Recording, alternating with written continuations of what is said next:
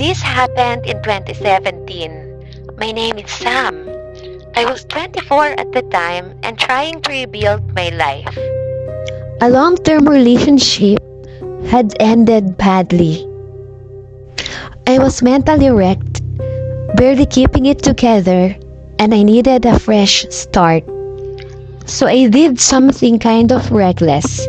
I signed the lease on a cheap duplex in a part of Pittsburgh I'd never ever been to before.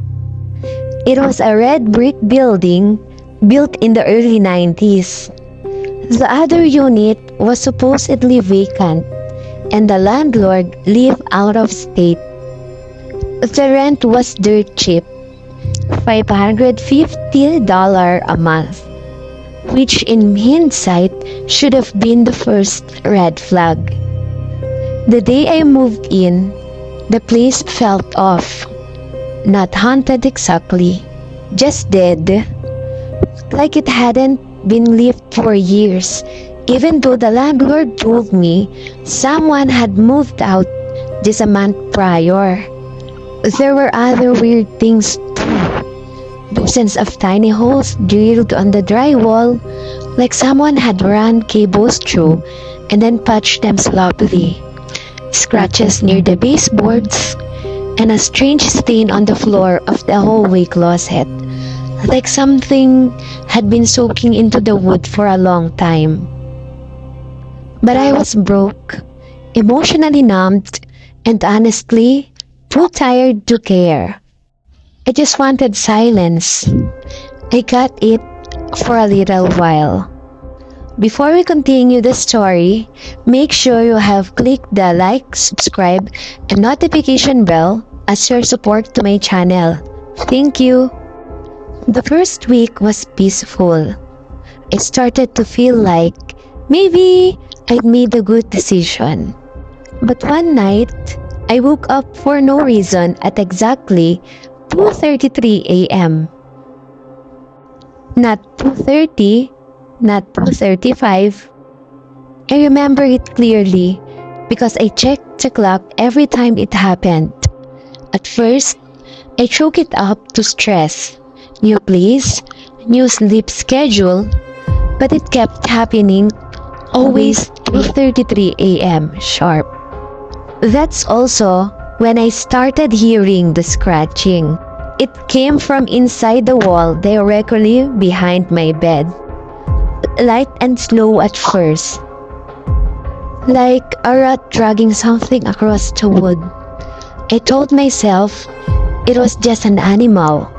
An old house probably had mice. But over the week, it got worse. The scratching turned to tapping, rhythmic, deliberate. And it wasn't just in the bedroom anymore. It started following me. First in the hallway, then behind the bathroom mirror, and once behind the kitchen cabinets. I called pest control, but they didn't find anything. No droppings, no nests, no signs of rodents. That's when I started to worry. 2 weeks in, the whispering started. I know how crazy that sounds, but I swear to God, I was lying on the couch one night, and I heard it. I see you. The voice came from inside the wall. Hoarse, male, almost gleeful. I froze, hoping I'd imagine it. But then, it came again, clearer this time. I see you, Sam. It said my name. I got out of the couch and ran out of the house barefoot. I slept in my car that night, in a grocery store parking lot. The next morning, I told myself I'd imagine it. Maybe it was the neighbors through thin walls. Maybe I'd dozed off and it was part of a dream. But it didn't stop there. I needed answers. I started researching the property. Country records, old newspapers, anything I could find. That's when I found the name, Joseph Marston. He lived in the other half of the duplex in the early 2000s. There were reports of strange behavior. Neighbors complained of noises at night, odd smells, and once, someone called the police after seeing him standing motionless in this backyard for hours, staring at the house. But here's the disturbing part. In 2023, the neighbors stopped seeing him entirely. For over 2 years, there were no signs of his life. No garbage taken out, no lights, no movement. Finally, the police did a wellness check. What they found was horrifying. Marston had sealed himself inside the walls of the duplex.